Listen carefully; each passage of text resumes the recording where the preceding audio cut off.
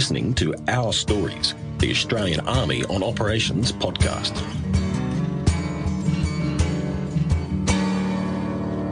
This is Task Group Taji Rotation 4, a combined force of Australian and New Zealand military personnel on a training mission here in Iraq. We're here at the request of the Iraqi government as part of Operation Okra, led by Joint Task Force 633. Operation Okra is Australia's contribution in the Middle East region to international coalition efforts against Daesh and their campaign of terrorism. Now this week I've come to the hospital at the Taji Military Complex to meet some of the health personnel who work here. And I'm just going to go through the side door here. Hi. Hello. You work here obviously at the hospital. Good morning, yes. Lieutenant James Manello, I'm one of the nursing officers here, intensive care, and I'm the training officer. Welcome. So tell me a bit more about the people who work here. Yeah, right. So we're run as an Anzac facility. So we have Australian and New Zealand officers and soldiers who are from all different medical backgrounds. We also work on site with some of the US Army personnel that run the health facility, and we have some civilian contractors as health professionals too. So we're a really mixed team, but we all work together in the same space and provide really high-level healthcare despite the fact that we're far from home and we all come from different backgrounds, yeah. Because coming in here, it's pretty busy here today and you've got lots of people milling around. Always so many people around the place. It's we obviously provide 24-hour, 7 days a week coverage, and then during this time, early morning, it's when we've just had our orders group and everybody's on the same page. We do a rundown of tasks for the day. My job being focused on training, I make sure that we have some high quality training ready to go, because even though we're deployed, we need to stay ahead of the game and keep on point. So we actually deliver clinical training to our own people, as well as looking after patients and going out for other tasks when they're required. So there is always a lot happening here. So by training, you're a nurse? That's right. Yeah. So I'm a registered nurse in South Australia. So I live in Adelaide. My background's in critical care, so emergency intensive care. And then I've also been in the Army Reserve for about 11 years. 11 years next month, actually, in a variety of different roles. So, yeah, it's been both clinically and military. I've had a lot of different experiences, and being deployed here to Iraq has really been a highlight for me.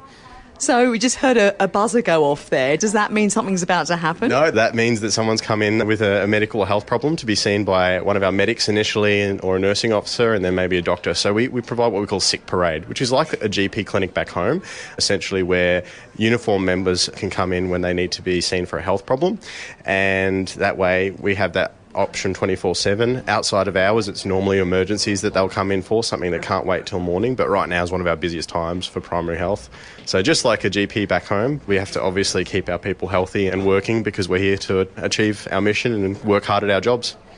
Well, I'm looking forward to meeting some of the other people here, so I'll catch you later. Yeah. Lieutenant James Manello, thank you very much. No problem. Have a good one.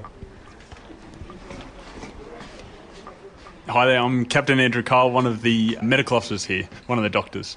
So what does your job involve? So I'm one of the primary healthcare doctors, which means for most of the presentations that come through here, particularly in this type of environment, a lot of coughs, colds, sore knees, the patients from the task group are seen by our medics, and then often we discuss with the medics and review the patients in order to try and get them back to their full health so they can continue doing their normal job. And you've obviously been a doctor for many years. Yes, I was originally from Sydney before moving up to Darwin, and I went through University of Sydney, worked in a couple of larger tertiary hospitals in Sydney to gain a fair bit of experience before joining the military, and then that experience has put me in good stead to do my job over here. So what's the difference between being a doctor in the army and being a doctor in the civilian world? So there's a lot more to think about in terms of trying to maintain the soldiers at their best capability in order to make sure that they can do their job in essentially an austere environment. We don't have the huge amount of facilities that we might do in a big suburban hospital, and so we need to rely more so on clinical examination and focused test in order to come up with diagnoses to best manage these members. So it sounds like your job can be quite complex. Yes, but I think that's where the challenge comes into it, and that's where it's more professionally rewarding. We're not just relying on a machine to come up with a diagnosis. We're using sort of the basic skills that we learnt and then optimise it for this environment to come up with those diagnoses. And I've noticed coming in here today that it's pretty busy. I mean, there's lots of people coming and going. Is this typical? Is this the kind of work that you're dealing with on a daily basis? Yes, this is pretty standard. So in addition to our main role is obviously very patient focused, but there's a lot of other people involved in making sure we can do our job. And so you'll notice that it is quite busy, particularly on a day like today where there's a lot of other tasks going on. A lot happens sort of behind the scenes, and there's a lot of people that come together to make this a smooth environment so that when the patients come through, they're seen and managed in a timely and efficient fashion so they can get back out to do their job. Dr. Andy Cahill, thank you very much. Thanks so much. Cheers. Now, I've just come down the other end of the building here to see who else we've got here today. So tell me about your job. Introduce yourself to us. I'm Captain Larmer. I'm a reservist from Brisbane. Basically, we do similar to a super GP clinic at home. We refer on to specialists if anyone needs that. We have specialists here, surgery, ICU, and intensive care. And tell us a bit about yourself, because I do detect an accent there.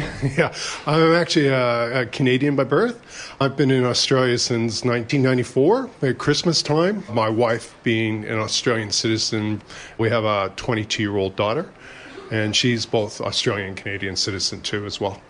And you mentioned that you're a reservist, and that's something that's standing out quite strongly as I'm wandering around here at the hospital on base, is that many of the people who work here are Army reservists. They're not full-time employees in the Australian Defence Force.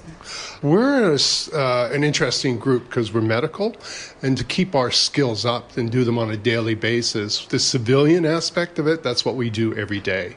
Our unit's probably got about 150 people, and we're all specialists, specialist nurses, specialist doctors, trauma care teams, and things like that.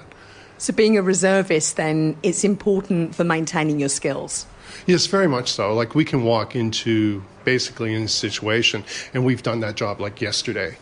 And for you coming here to Iraq, what's been the experience for you of a deployment? Being a reservist, we get exposure 21 days a year, and we might go out on an extended exercise for 3 or 4 weeks at a time. But this has actually given me the experience on a day-to-day basis for 7 months, just to see how the other half lives, basically. But you'll be going back to your reservist life at the end of the deployment, will you? Definitely. I'm on a 1-year leave from my work right at the moment. My hospital's been very generous in giving that to me. But I come back with skills that I can use in the civilian life too as well. Captain Lama, thank you very much for your time. Thank you.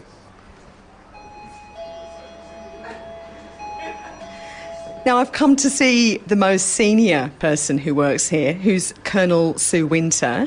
So tell us a bit about your role. I'm deployed here as the anaesthetist intensive care specialist, but one of my other jobs is the Director of Clinical Services, which means really I'm the senior doctor.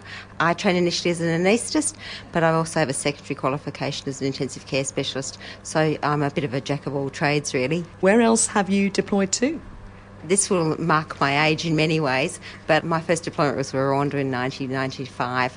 I was a whole 30 years old, and it was quite an eye-opener. It was a completely different operating environment, but it was a wonderful experience with an amazing group of people, many of whom I'm still really good friends with today. And since then, I've deployed to East Timor, Bougainville, the Solomons, and Afghanistan. Tell us a bit about your family background. I have a 15-year-old daughter. I have a husband who's in the regular army, and I'm an army brat. My dad was in the army too. So I think that the green skin is well and truly established in our network. It's an interesting life, but it's certainly been an adventure. Colonel Sue Winter, thank you very much. Now, I've come to the other end of the hospital complex here to meet the physiotherapist who works here. So introduce yourself to us. My name is Captain Carmen Sampson. I'm the physiotherapist as part of Health Company in Task Group Taji Rotation 4. So I'm currently the sole Australian Defence Force physiotherapist within the Middle East region, and we haven't for a number of years now had this role, and it's taken some time to analyse statistics and see what type of injury presentations that we've had in the Middle East, and in particular on this operation. From the primary healthcare team, for example, they're seeing greater than 30% of their presentations are musculoskeletal based. The physiotherapist is the subject matter expert in musculoskeletal injuries, and we provide that enhanced diagnostic tool in order to ensure that we can minimise the onset of any injuries and then maximise that return to their job as well as their physical training in order to have that force multiplying effect. And tell us a bit about yourself, because obviously you're very passionate about your job. I love my job. I think I've got the best job in the Army, and I think that's intrinsically rewarding for me because each day I get to help all of our soldiers out, whether it's having a chat with them at the mess and talking about maybe some niggles that they may be having at the gym or with their body armour on, chatting to them, finding out what they're doing as part of their job, and then having that direct effect, enabling them to do their job as best as they can. Captain Carmen Sampson, physiotherapist with Task Group Taji 4, thank you very much. This is Captain Sharon Maskell-Dare reporting. This podcast is produced by the Australian Army and is copyright the Commonwealth of Australia.